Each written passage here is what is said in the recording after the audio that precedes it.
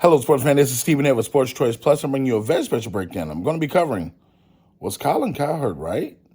Before I get right into that, I want to make sure you're subscribed to the YouTube channel so you can get all the updates, all the breakdowns. Without further ado, let's get right into this hot topic. One of the hot takes that we've had, and it came at the source of the big news breaking in the NBA, that Michael Jordan is now open to selling the Charlotte Hornets. And you're looking at, what he paid for it, little under 400 mil, and now it's worth over $1 billion. It brought the bigger question. Colin Cowherd is literally one of the biggest radio hosts in the business, syndicated radio show, big time audience, all these different things. But he broke down, and it was very interesting the way he said it. Michael Jordan, when you take away the mythical character, the mythical smoke, the mythical music, when you take away all that other stuff, when you take away all the stuff and just look at the substance, the meat and potatoes of the situation. You look at what he tried in baseball, he failed. You look at what he tried as far as ownership in the NBA, he's failed. When you look at what he's tried to do playing with the Wizards and possibly owning the Wizards, he failed. Outside of Scottie Pippen and Phil Jackson and shoes, what has Michael Jordan been successful at in the NBA? When you look at his time as a Wizard, what did he accomplish?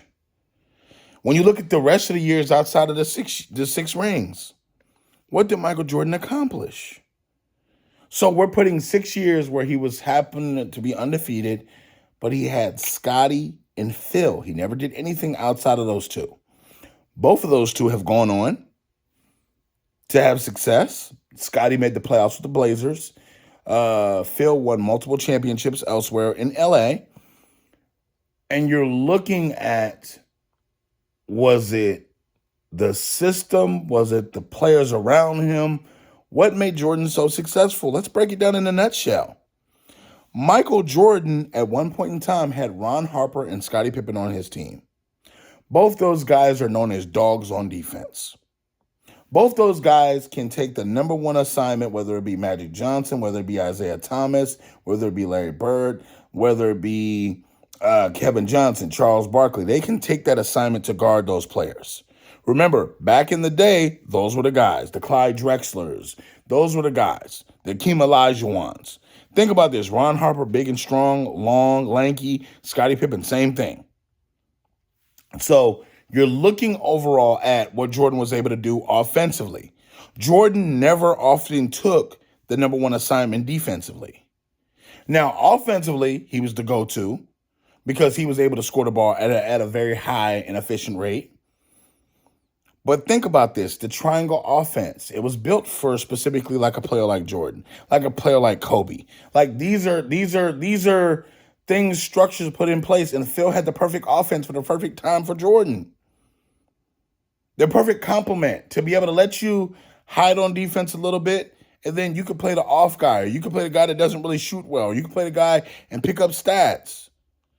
When you're thinking about outside of the shoe deal that he has with Jordan and the multiple billions of dollars he probably made from Jordan, or millions of dollars he probably made from selling Jordans, his exclusive sneakers, that's very successful.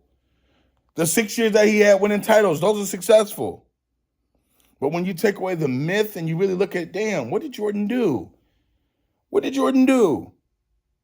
When you look at LeBron's accomplishments, you do the same thing. You just look and you say, okay, what's myth versus mythical? You can put his MVPs up. Okay, he won MVPs here. He won MVPs there. He did this. You can, and I'm talking about monumental things. The scoring all-time leader thing. You're boom, boom, boom. And when you finally get down to it, what has Jordan done after without Scottie or Phil? Because if he was with the Bulls with him, okay, I understand he didn't get traded or anything like that, but he retired and came back.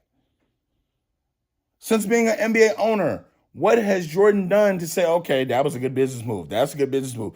And maybe we need to stop forcing, you got to be great after you retire. Like, everybody can't be Magic Johnson and buy businesses and make them multi-million-dollar businesses.